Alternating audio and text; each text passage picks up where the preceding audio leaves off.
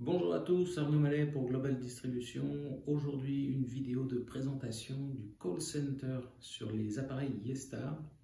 Donc, c'est une vidéo aujourd'hui que je vous présente pour vous montrer comment configurer votre PBX Yestar à être un call center. Donc, on va voir ici toutes les options qui existent sur Yestar pour les files d'attente ACD.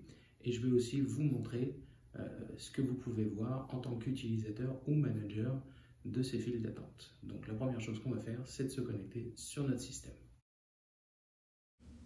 On se retrouve ici sur le dashboard de notre PBX 550 Yestar avec toutes les informations. Donc on va commencer par aller vérifier notre plan puisque c'est ce qui est le plus important. Donc là on est sur un plan Ultimate, il vous faut un minimum un plan Enterprise pour avoir l'accès au centre d'appel. Donc ici une vidéo qui vous présente comment configurer votre call center, donc elle est en anglais par exemple.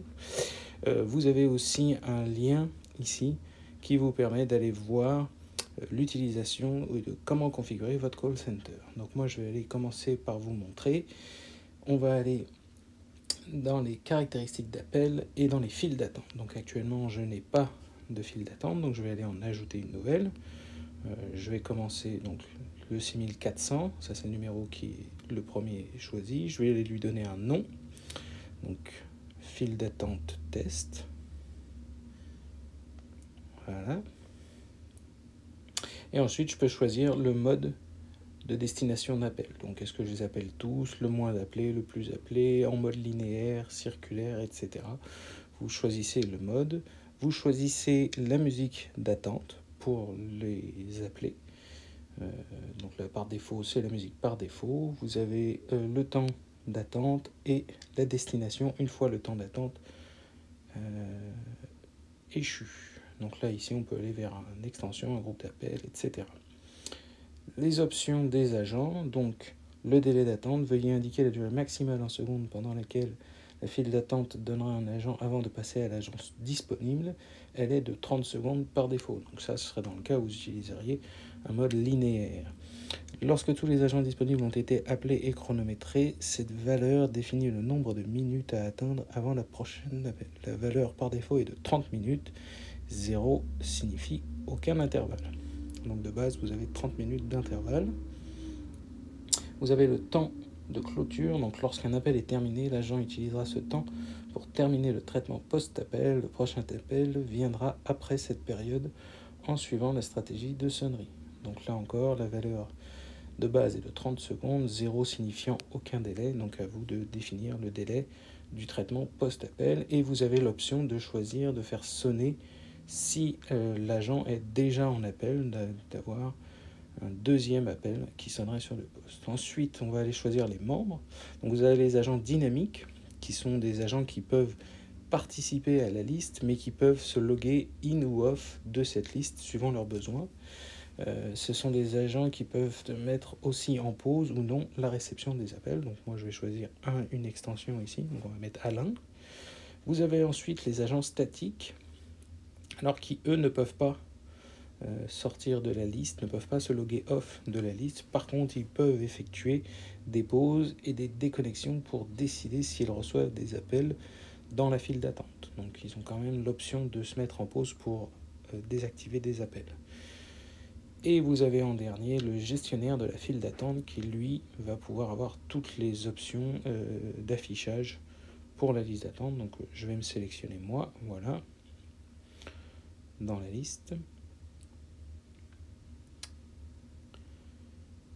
Et ensuite, donc, vous avez plusieurs options que vous pouvez cocher, qui sont de base toutes cochées. Donc, activer le gestionnaire lorsque l'appel file d'attente est manqué, aviser le gestionnaire lorsque l'appel en file d'attente est abandonné, aviser le gestionnaire lorsque le SLA est inférieur à son seuil d'alarme, avertir le responsable lorsqu'une demande d'appel a échoué, ou avertir le responsable lorsque le rappel a échoué. Donc bien sûr, ce sont des messages par messagerie suivant ce qui a été configuré dans l'extension.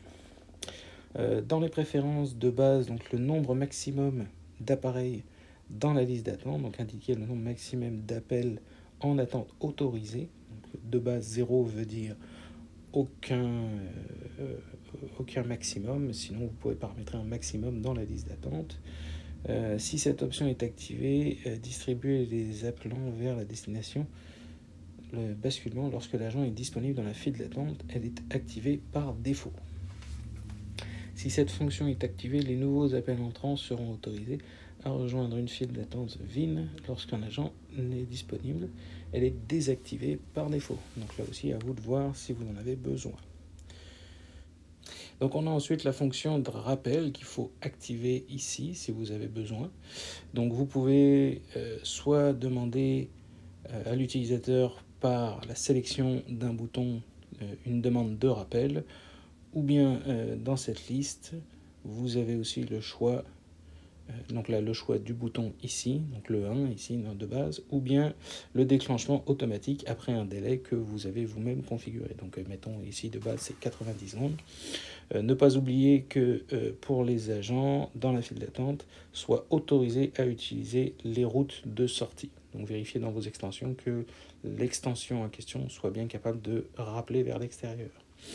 L'engagement de niveau de satisfaction, donc le SLA, donc ici c'est le temps SLA, c'est le temps qui est utilisé pour mesurer le SLA. Si un appelant attend pendant une durée inférieure au temps de SLA, le SLA est respecté, et bien sûr s'il est dépassé, vous aurez un message d'alerte.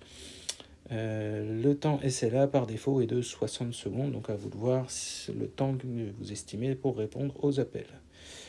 Définir la règle d'alarme SLA, donc l'intervalle permet de comparer les performances des SLA de la file d'attente par rapport au seuil d'alarme afin que le système puisse envoyer un courriel de notification en conséquence. La valeur par défaut est de 30 minutes.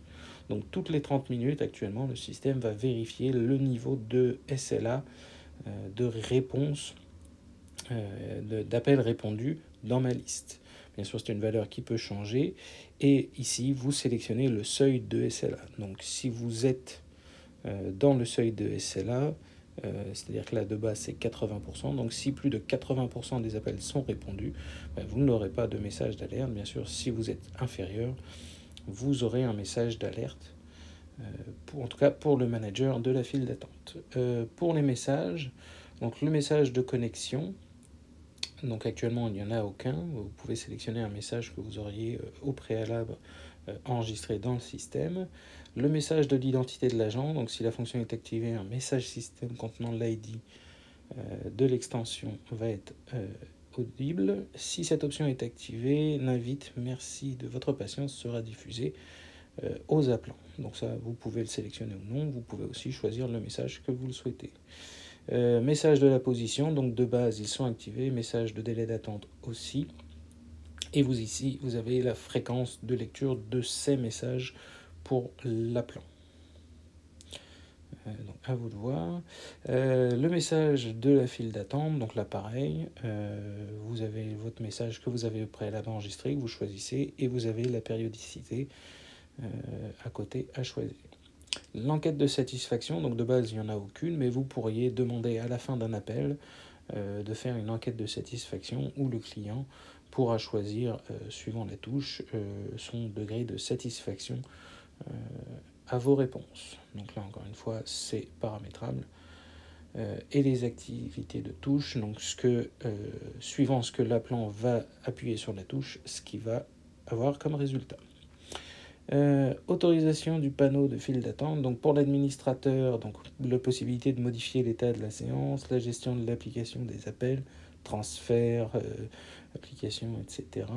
Intercepter ou raccrocher un téléphone, la possibilité de monitorer donc des appels en écoute normale, écoute secrète, les opérations de parking évidemment, et de changer l'état d'enregistrement sur un poste. Et pour les agents, donc la distribution des appels, la permission d'intercepter ou de raccrocher d'autres postes et de permettre le parking des appels. Donc voilà, une fois que vous êtes content, vous faites la sauvegarde de votre système et vous n'oubliez pas d'appliquer. On se retrouve donc sur le web client du manager de la file d'attente. Donc là, en l'occurrence, sur mon application. Et vous voyez sur le côté le la console du centre d'appel, donc vous pouvez ouvrir l'arborescence. Donc vous avez le tableau de bord qui vous donne les informations en temps réel. Donc vous pouvez voir le nombre d'agents disponibles, les appels actifs, les agents connectés, le SLA, pareil, une visualisation graphique plus pratique. Et vous pouvez voir ces informations donc, pour aujourd'hui, pour cette semaine et pour le mois.